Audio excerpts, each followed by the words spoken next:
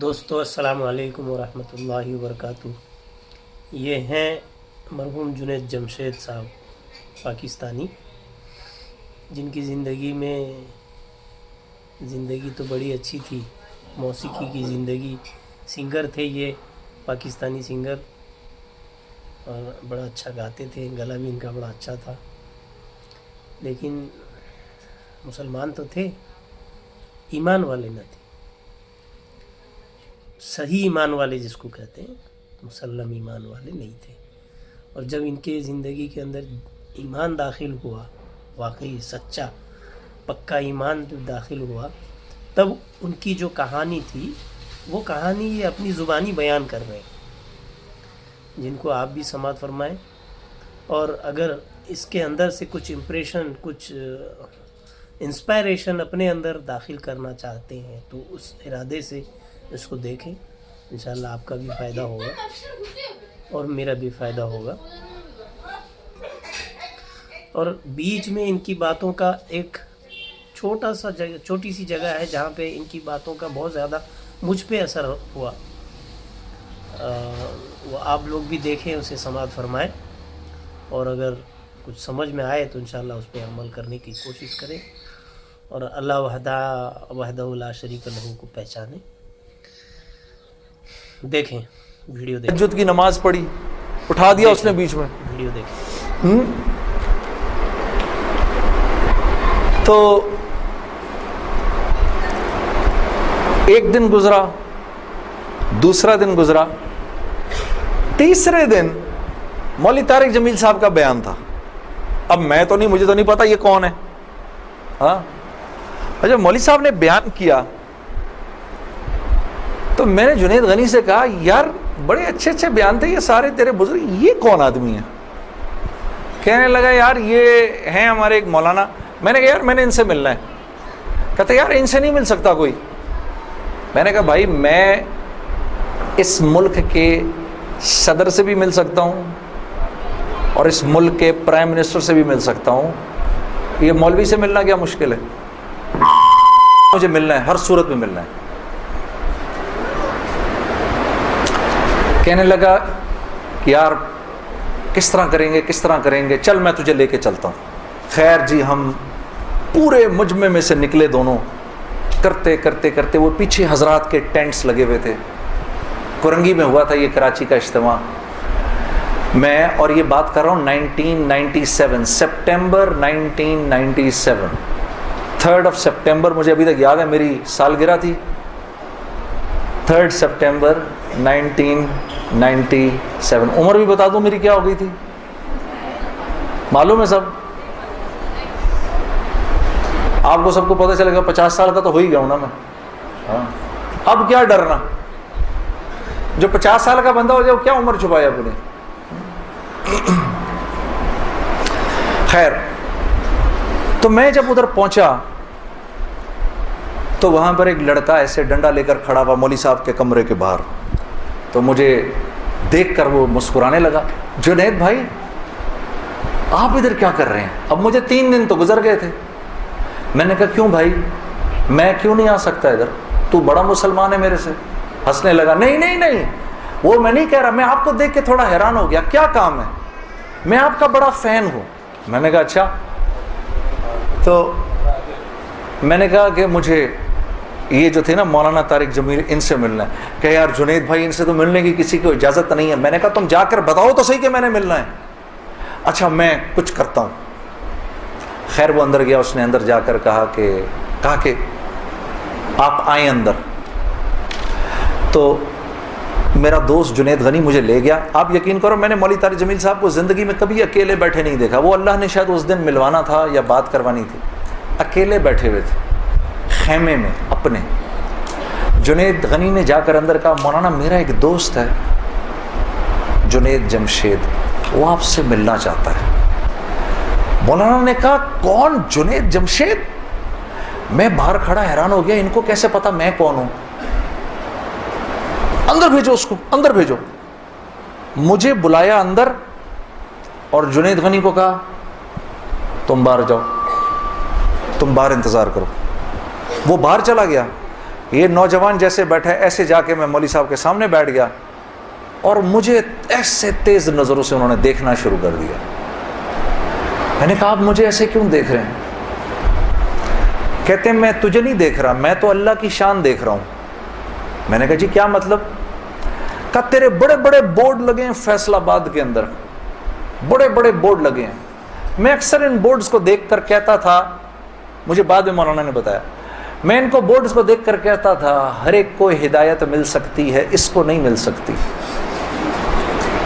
ہاں آج میں جب ادھر ایئرپورٹ آ رہا تھا تو ایئرپورٹ پہ تیرا بڑا سا بورڈ لگا ہوا تھا, ایسے ہی میرے دل میں آئی یا اللہ کیا یہ نہیں ہو سکتا کہ اس سے میری ملاقات ہو جائے, اور تو میرے سامنے بیٹھا ہے, میں اللہ کی شان دیکھ رہا ہوں.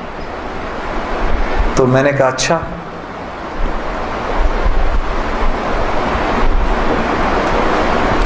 کہنے لگے دل دل پاکستان تو نے گایا ہے؟ میں نے کہا جی. میں نے کہا آپ نے سنا ہے؟ کہا نہیں سنا تو نہیں, بسوں کے پیچھے لکھا دیکھا ہے. میں نے کہا چلو یہ کسی یوں پہنچا نہ پہنچا, آئے تو صحیح برسر الزام ہی آئے, ہاں ہوٹوں پہ کبھی ان کے میرا نام ہی آئے, آئے تو صحیح برسر الزام ہی آئے. میں نے کہا چلو یوں نہیں تو یوں سے, تعارف یوں نہیں ہوا تو یوں ہو گیا, بسوں کے پیچھے تو لکھا دیکھ لیا. کوئی نہیں کوئی نہیں, ادھر سنو. تو میں نے مولوی صاحب سے کہا مولانا میرا ایک سوال ہے, ایک پاکستانی نوجوان میری عمر کا جس نام شہرت کا تصور بھی نہیں کر سکتا, وہ سب کا سب میرے پاس موجود ہے, لیکن میں اندر سے خالی ہوں. لوگ اس بات کو نہیں جانتے, لوگ سمجھتے ہیں کہ میں بہت خوش ہوں, لیکن میں اندر سے بہت پریشان ہوں, بہت اضطراب ہے, اور اس کی وجہ مجھے سمجھ نہیں آتی. فرمانے لگے تیرا مسئلہ یہ ہے کہ تجھے چوٹ لگی ہے سیدھے گھٹنے پر اور تو مرم لگا رہا ہے الٹے گھٹنے پر. میں نے کہا جی وہ کیسے؟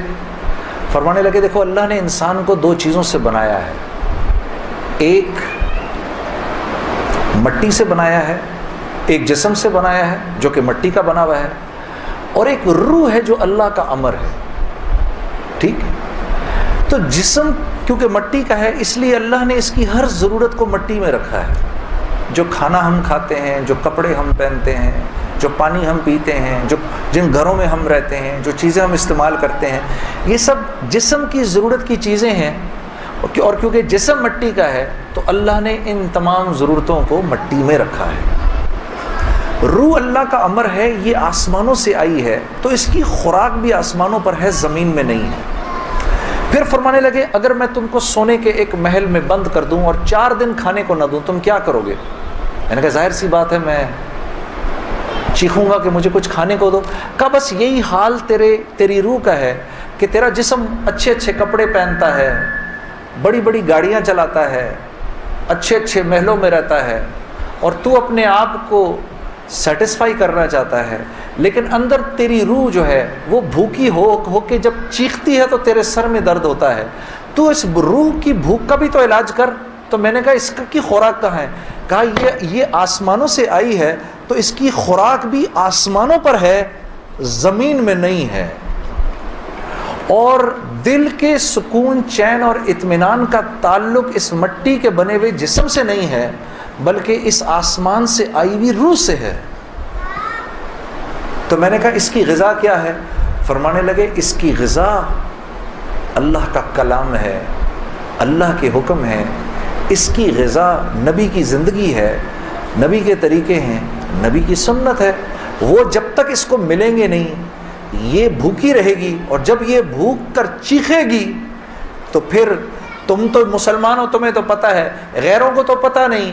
وہ دماغ کی اس چیخ کو سلانے کے لیے کبھی شراب پیتے ہیں, کبھی نشے کرتے ہیں, لیکن یہ تو جب تک روح بھوکی ہے اس وقت تک اندر سے تم مضطرب رہو گے, سکون چین نہیں ملے گا. اور پھر قرآن کی وہ آیت پڑھی, مجھے آج بھی یاد ہے, الا بذکر اللہ तत्मइन्नुल क़ुलूब, कि अल्लाह पाक चैलेंज दे रहे हैं सबको कि अगर दिल का सुकून, चैन और इत्मीनान चाहिए मेरे बंदो, मालदारों, हुकूमत वालों, दौलत वालों, शोहरत वालों, अगर तुम्हें दिल का सुकून, चैन, इत्मीनान चाहिए तो तुम्हें मुझसे ताल्लुक़ बनाना पड़ेगा, मुझसे यारी लगानी पड़ेगी। मौलाना की ये बात सुनकर मैं तो पहले ही परेशान था, 3 दिन से बयान सुन रहा था, मैं तो धाड़े मार के रोना शुरू हो गया, रोता रहा बड़े देर तक। फिर जब मुझे थोड़ा सा चैन आया तो मैंने कहा मौलवी साहब इसका मतलब क्या है, मेरी पूरी ज़िंदगी बर्बाद हो गई?